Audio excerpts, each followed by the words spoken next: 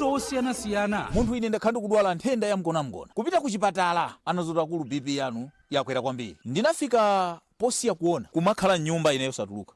Koma nditakwitsa ntchito mahebo amaranatha ululu unatha ndikuona patali olomota ndipatsa singano kuti ndike ulusi ndiyika mbota ineyo. Maumboni ochuluka akuperekedwa tsiku ndi tsiku. Ndi atanthi yesa bwinobwino kuchipatala ndimene amene kuti tikuona kuti munthu tupa ziwiri zakula kwambiri komanso mtima wanu kuoneka kudontha madzi ndachita ndithu kuchokera ku Maranatha. Chinthu chochinali chotupa kuti ndimange tayi ni makanika tayi makhapa pa chotupacho olo kuti ndimange mabatani zimaoneka kuti mkati mukhakandika mukanthu kena kake umboni ndina kuti ndachira kuchokera ku Maranatha. Ine matenda adandiphata ine adali yasima esesani musachedwe pitani ku Maranatha. Maumboni ochuluka akuperekedwa tsiku ndi tsiku. Mukapita ku Maranatha kwa gula mankhwala mukupanga za moyo wa inu mukupanga za moyo wakaza komanso mukupanga moyo wa ana. Maumboni ochuluka akuperekedwa tsiku ndi tsiku. Mahebo akupezeka mashopu onse a Maranatha muno Malawi. Phone 0888-381-131 kapena 0996-867-190. Maranatha Natural Healing Ministries, mabanja athanzi, dziko la thanzi. Wakusina kutu ndi nasi.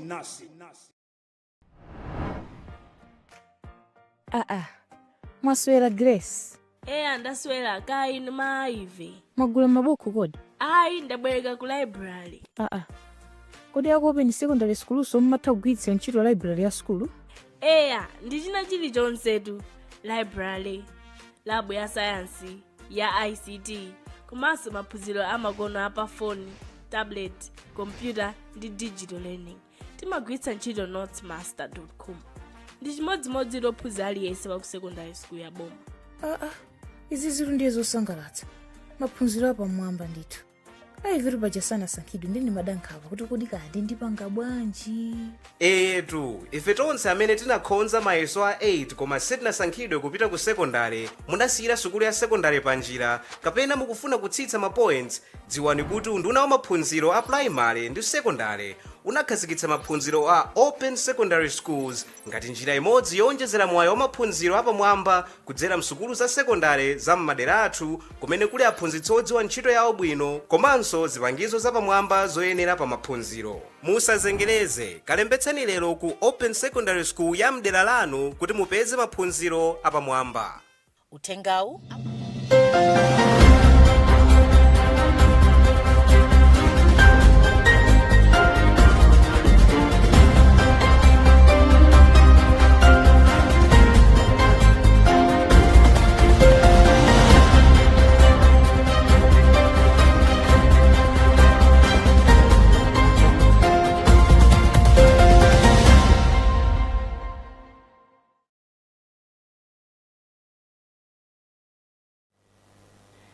A warm welcome, I'm Kathy Matura. You're watching Luntha TV News broadcasting live from the Bishop Navy Media Center here in Lilongwe. We begin this broadcast in a spirit of prayerful remembrance for our dear colleague, Michael Scott Massey. Now, the headlines. Pope Leo XIV calls for prudent evaluation of supernatural phenomena to avoid superstition. Luntha TV's Michael Scott Massey remembered for dedication and talent. High Court in Lilongwe orders release of 11 alleged panga-wielding suspects, bars police from re-arresting them. In this week's exclusive report, Fales Chizombe takes a closer look at how persistent power, water, and fuel crises test Malawi's hope for change.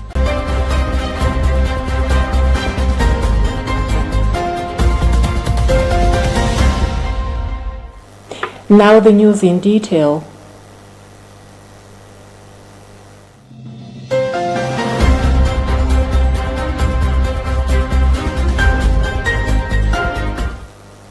In news from the Vatican, Pope Leo XIV, during an address at the Vatican on Thursday, called for the prudent evaluation of supernatural phenomena to avoid falling into superstition. The Holy Father told participants in a 13th November meeting organized by the Dicastery for the Causes of Saints that reflected on the relationship between mystical phenomena and holiness of life that to avoid falling into superstitious illusion, it is necessary to evaluate such events prudently through humble discernment and in accordance with the teachings of the Church. Tandu Mzumara is reading a Catholic News Agent's report. The conference focused on the theme mysticism, mystical phenomena, and holiness. Upon receiving the participants at the Vatican, the Pope noted that through constant commitment, the magisterium, theology, and spiritual writers have provided criteria for distinguishing authentic spiritual phenomena which can occur in an atmosphere of prayer and a sincere search for God from manifestations that may be deceptive. For the Pope, mysticism and spiritual phenomena are one of the most beautiful dimensions of this experience of faith, and he expressed his gratitude for the participants' collaboration in shedding light on certain aspects that require discernment. The Pontiff explained that mysticism is therefore characterized as an experience that transcends mere rational knowledge, not through the merit of the one who experiences it, but through a spiritual gift which can manifest itself in diverse ways, even with opposing phenomena such as luminous visions or dense darkness, afflictions or ecstasies. However, he continued these exceptional events are secondary and not essential with respect to mysticism and holiness itself. The Holy Father said they can be signs of holiness insofar as they are unique charisms, although the true goal is and always remains communion with God. He said what matters most and what must be emphasized in the examination of candidates for sainthood is their full and constant conformity with the will of God, revealed in Scripture and in the living apostolic tradition. For this reason, he urged the Dicastery for the Causes of Saints to maintain balance.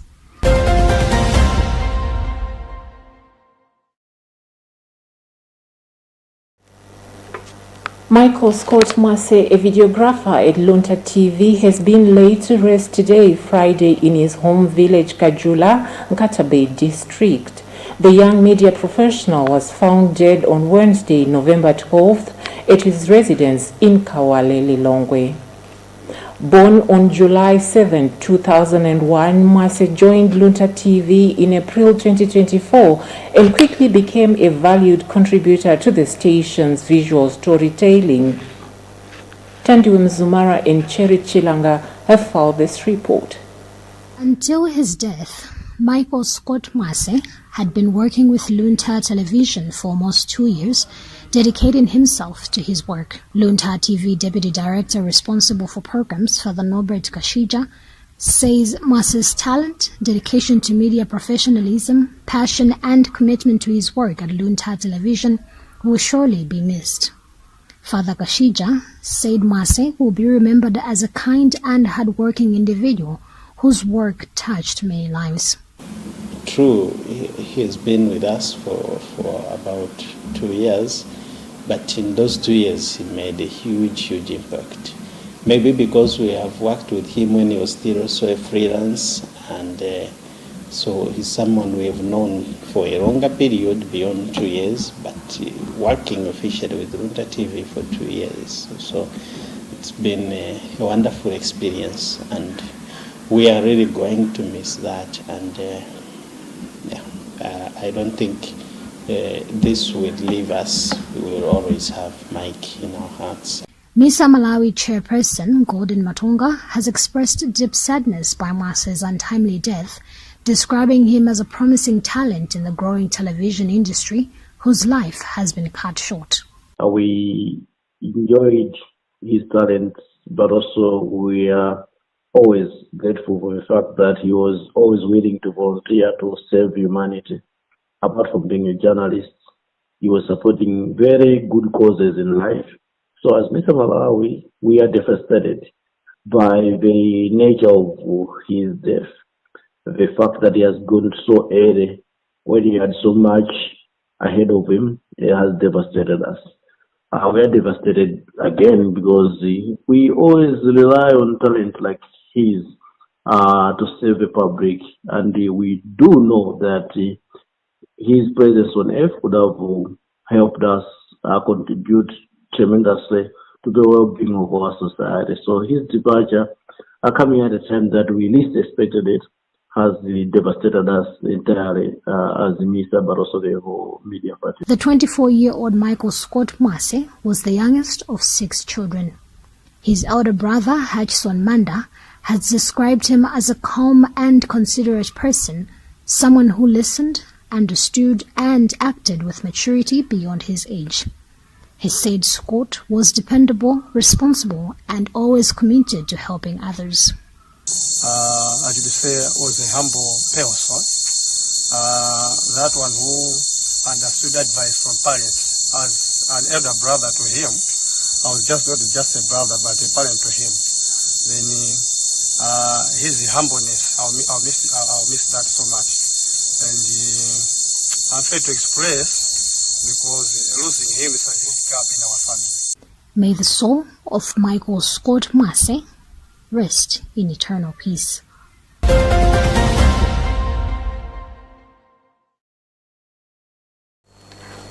High Court judge in Lilongwe has granted an injunction stopping police from rearresting 11 alleged bunker-wielding suspects who are being accused of charges related to disruption of protests and unlawful wounding, among others.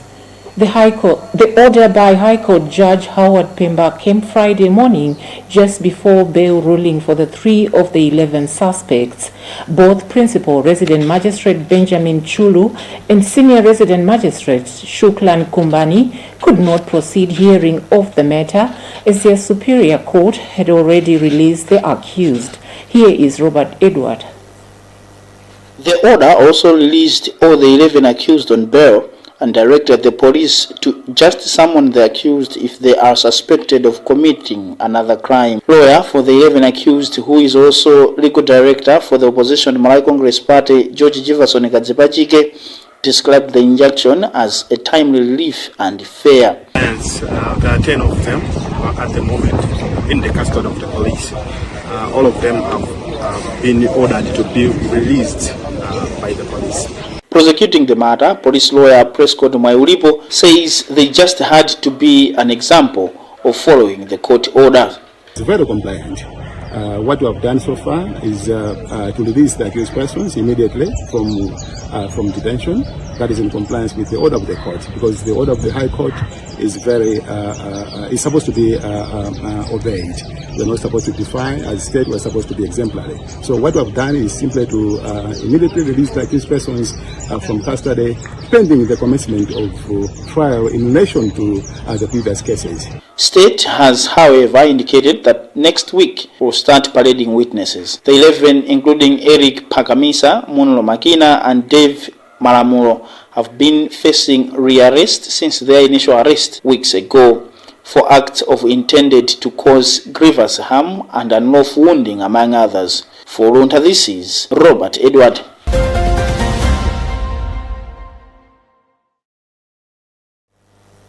Deputy Leader of Parliament Shadrack Namalomba has emphasized the importance of following parliamentary procedures after a legislator raised a personal security issue in the chamber, stressing that incidents of this nature should be reported to the police rather than debated in Parliament.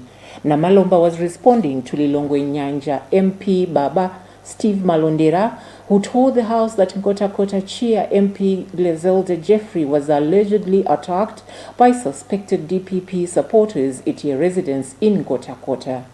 The deputy leader noted that Malondera's decision to bring up the matter during debate violated parliamentary standing orders. Speaking in Parliament, Malondera said that suspected DPP supporters attacked the Nkota home of Glezelde Jeffrey early Friday morning, where several people were reportedly beaten, but Jeffrey was unharmed. Malondera urged the Inspector General of Police to investigate and hold the perpetrators accountable. So indeed, I lost because we're in Parliament discussing issues of national importance. Honorable Jeff was elected by the people from our constituency to represent them. And it is within the powers of the Constitution that she is supposed to be in the House, also to provide oversight as well as registration for different laws for this great nation.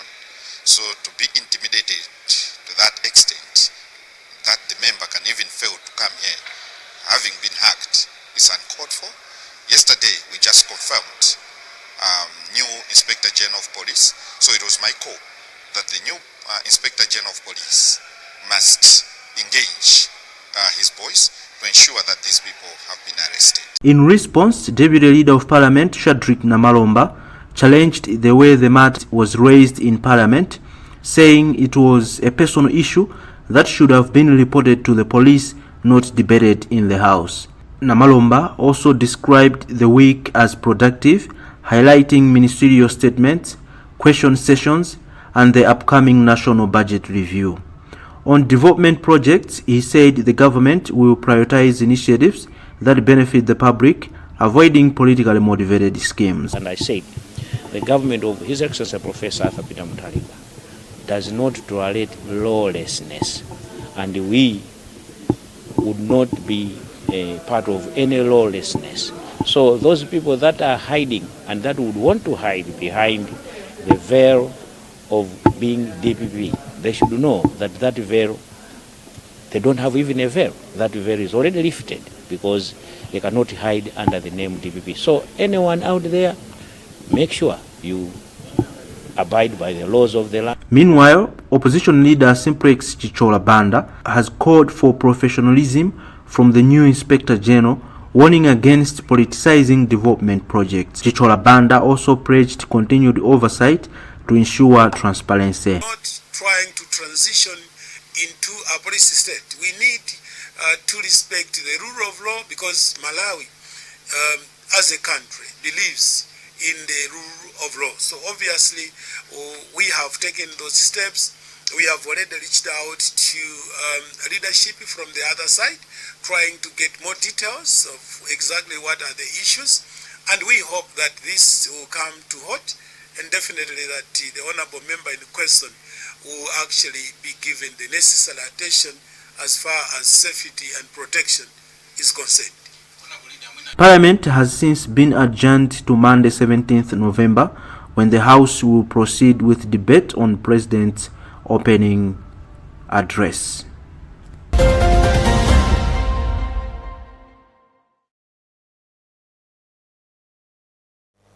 You're watching news live on Luntha TV. We take a short break. Stay with us.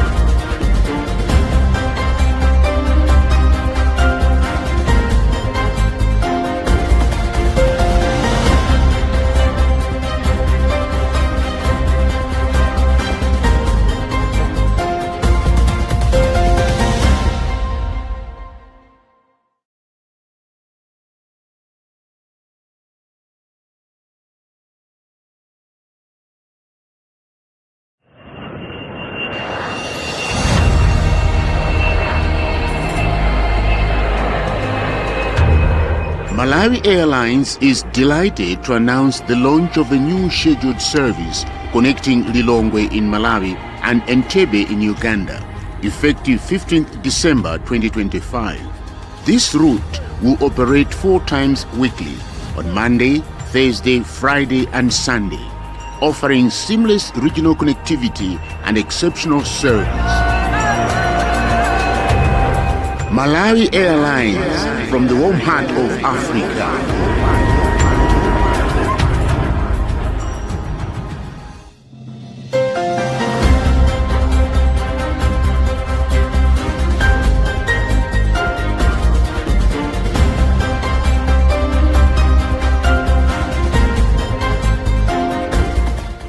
Welcome back. If you're just joining us, this is Luntha TV News and I'm Kathy Matura.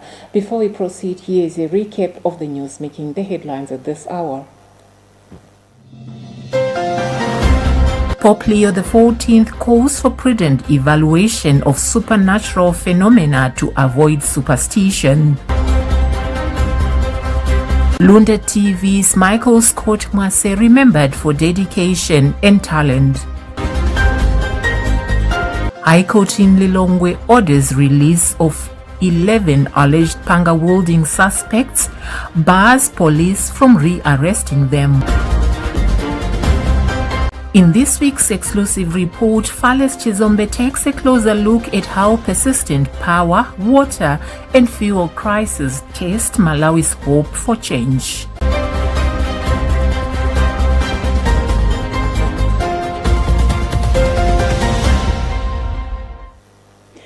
Moving on, councillors and members of parliament have been encouraged to collaborate closely in driving development projects in their constituencies. This comes after a constitutional court ruling that places the management of Constituents Development Fund (CDF) under the authority of councillors instead of MPs. Social commentator Latim Matenje says the decision is appropriate, noting that councillors are closer to the people and better positioned to understand the everyday challenges within their communities. He added that the court's clarification will help streamline the administration of the CDF and ensure that development efforts truly reflect the priorities of local residents. Emmanuel Chiwocha reports. On Monday this week, Minister of Local Government and Rural Development Ben Pidi reminded members of Parliament to stay clear of the Council's meeting in line with the Constitution Court ruling. This directive comes as the CDF allocation is set to increase significantly in the next financial year from 220 million to 5 billion per constituency. Pili emphasized that the proper adherence to the new guidelines is crucial for enhancing transparency and accountability in the management of public resources. Commenting on the development, Madenje noted that despite the shift in the CDF management, there must be a strong working relationship between councillors and members of parliament. He said the two must collaborate to ensure that development projects meet the real needs of the people. Has to occur and has to be celebrated regardless of who has brought about that particular thing, so that MPs must concentrate on lawmaking oversight and representation and even national development, so to say. So this is soberizing rule must be adhered to, and obviously, and I expect the MPs to obey the law and actually facilitate the implementation by linking up with the councillors. Matenje has since called on the Ministry of Local Government to intensify oversight to guarantee that the increased CDF resources are well managed and used for meaningful development within constituencies. For Luntha News in Lilongwe, this is Emmanuel Chiwocha.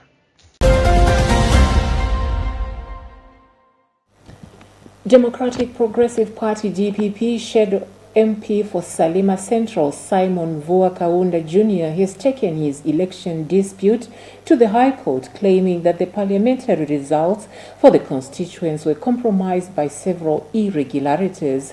The Malawi Electoral Commission MEC had declared Malawi Congress Party MCP candidate Gerald Snowden Piri the winner, but Kaunda is now challenging that outcome through legal action.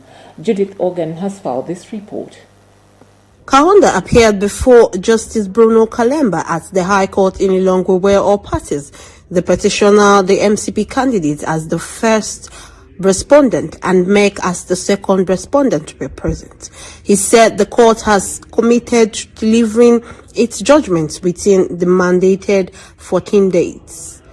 He explained that his petition seeks three key outcomes: a fresh parliamentary election in Salima Central, the removal of the MCP candidate from the list of results, and a review of findings he and his team submitted to the court. Kaunda urged that both MEC and the declared winner committed acts of misconduct that compromised the integrity of the electoral process. Kaunda alleged that irregularities occurred during voting and vote counting, including what he describes as systematic ballot rigging and violations of electoral procedures. He says his team has provided evidence to the court demonstrating instances of misconduct by both the commission and the winning candidate. We are seeking three things. Primarily, a fresh parliamentary election to be conducted in Salima Central constituency based on the petition that we submitted these findings. We are also seeking that the candidate for Malawi's party must be removed from the list based on some of the findings, among other things. That's what we are seeking. The court is expected to make its determination within 2 weeks, a ruling that could have significant implications for the Salima Central constituency. For Luntha News in Lilongwe, this is Judith Organ.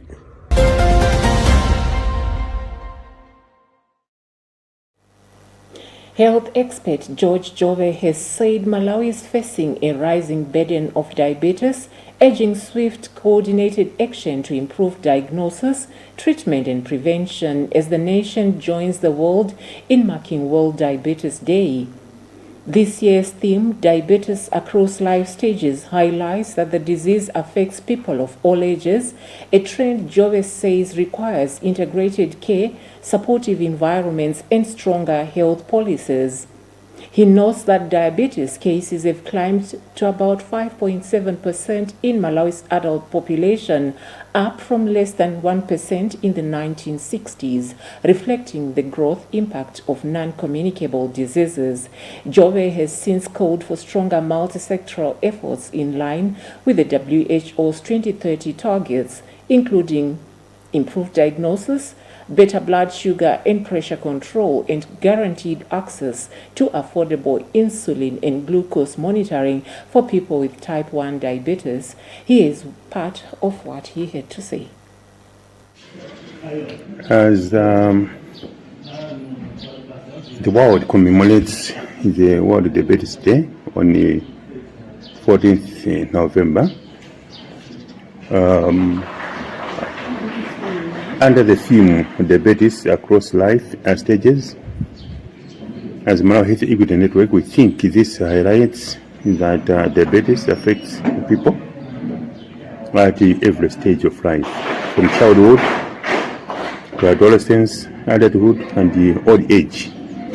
And this calls for integrated care, supportive environment, and policies that promote health, dignity, and safe management.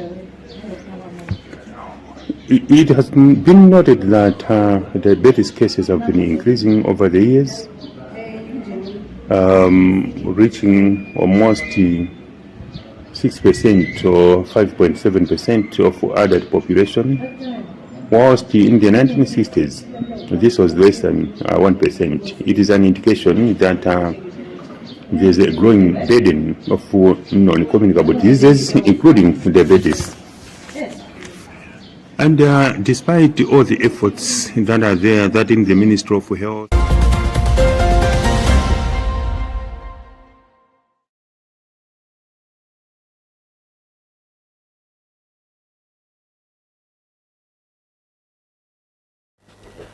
Malawians recently celebrated a change of government filled with renewed hope for a better and more stable future after years of hardship.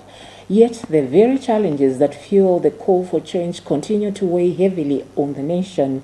Persistent power blackouts, irregular water supply, and recurring fuel shortages remain the order of the day in this landlocked country struggling under economic pressure. In this week's exclusive report, Fales Chizombe takes a closer look at how these ongoing crises are impacting the daily lives of Malawians and what hope, if any, lies ahead. The water crisis that began months ago in several parts of the country has now deepened, leaving many households desperate and forcing some children to miss school. A resident from Lukuni Township in Lilongwe, who asked to remain anonymous, shared that it has been 3 weeks since her home last had running water. Becomes stressful, and maintaining hygiene is difficult, especially for the children. We have also to limit how often we bath or flush the toilet, which is uncomfortable and not healthy. The situation has made us realize how we depend on water for everything. I really hope the Lilongwe Water Board finds a lasting solution, because it's not sustainable to live like this.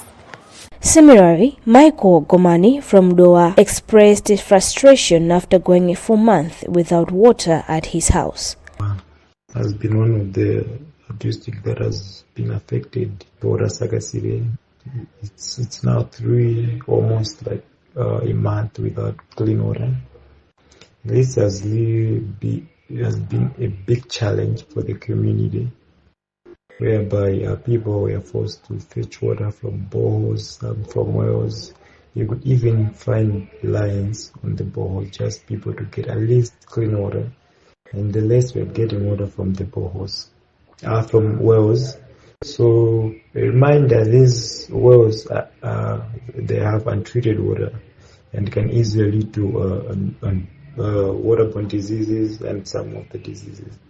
And the other challenge that has been affected with this problem, water scarcity, is that women and girls were forced to go fetch water. Whereby some of the girls were missing their usual classes. They were not going to classes just to get water. And even women were leaving their daily work where they earn something. Both Michael and the anonymous resident are customers of the Lilongwe Water Board, which recently announced that water supply challenges will persist due to increased demand and ongoing technical problems in their system. At the same time, Malawi continues to face a worsening fuel shortage, a problem that began under the previous administration and has since escalated. The situation has led to long queues, panic buying, and rising transport fares, putting more pressure on ordinary citizens. A small business owner from Kankota, who depends on fuel to run his operations, described the situation as unbearable. Their business, like shows, they need the electricity, like the barber shop, they need the electricity. They stay at the rent, but they are suffering because of the no electricity. So blackout is affecting our business here. So we need the help from the government. We need the help. As you can see, the people at the office there, some offices like Airtel, like TNM, the people, they are not helping because there are no electricity. So it affects. It also affects the business of Airtel, the companies. On electricity issues, Acting Executive Director of the Electricity Supply Corporation of Malawi, Sinos Mariano, said efforts are underway to restore stable power by repairing damaged equipment at the main power plants. Inject even more, and even more customers can tap power from ESCOM. Now it has containers, as you can see behind. It will have containers placed on those concrete bricks. Then what will happen is we will be charging them during days, and during our peak hour, then we can discharge that power. Meanwhile, the Minister of Natural Resources, Energy and Mining, Jean Matanga, told Parliament that the government is working to improve the fuel situation. Fuel is brought into the country to go straight to the pump stations for consumption.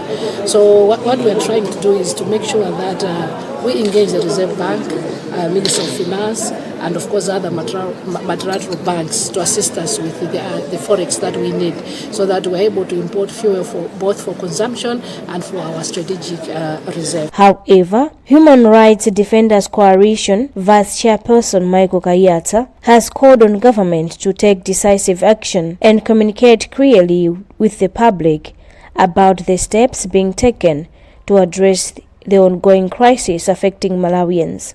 presenting a ministerial statement, and we commended her because she was honest in admitting that indeed Malawians are facing these challenges. What is also important is that she outlined a number of steps that the government is taking. Some of those steps are long-term. What Malawians need now are urgent solutions that will address these problems in the short term, and that's why we're urging the government to put in place measures that will ensure that all these challenges are addressed in the short term so that people's lives can return to. As Malawians continue to wait for stability, frustration grows. For many, sleepless nights spent at fuel stations and dry taps at home remain a harsh reality, a painful contrast to the hope for quick change just 2 months ago.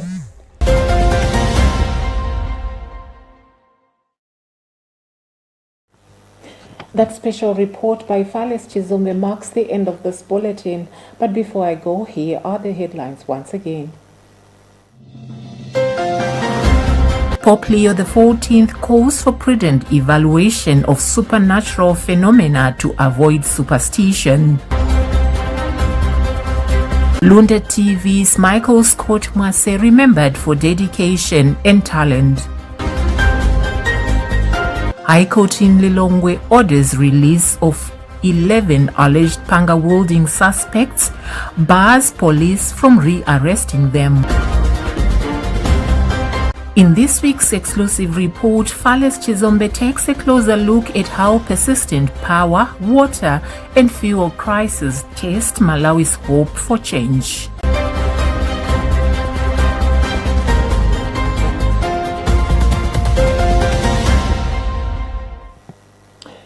We conclude tonight's broadcast entrusting our colleagues' court and all our intentions to God's loving mercy. May he rest in eternal peace. I'm Kathy Matura for the entire Luntha TV team. Thank you for watching. Have a blessed and restful weekend.